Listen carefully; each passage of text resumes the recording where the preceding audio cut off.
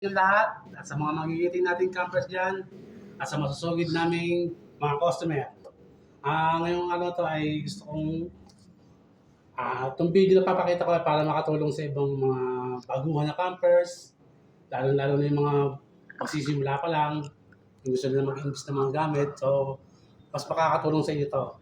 Kasi yung mga ibang mga veteranong campers na mga hardcore na kung tawagin, alam na nila ito. Hindi naman ito nakadesign sa pang screw type. Then itong isa naman ay sa nozzle type siya. So, yan.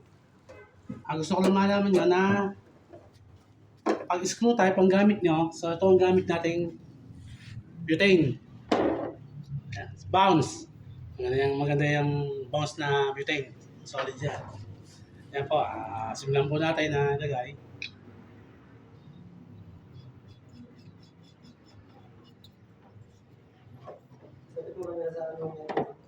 Then, sundin natin.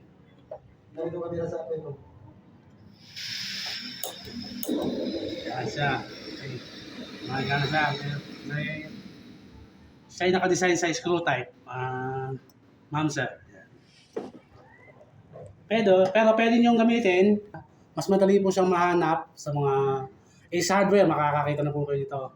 So kaya ito yung preferred ng ibang camper na butane kasi mas madali siyang mabili. Versus po dito sa mga screw type. Para po magamit natin to, kailangan po natin ng adapter. So, wala tayong adapter. Kailangan natin ng adapter para magamit natin itong nozzle type to screw type.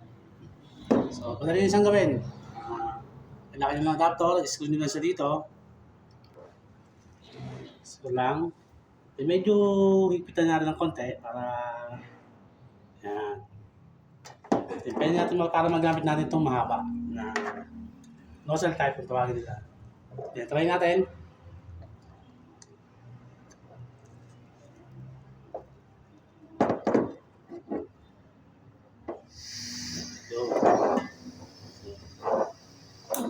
Okay siya. So, gamit natin itong mahaba sa nanggaling sa screw type. So, pwede siya. Yan.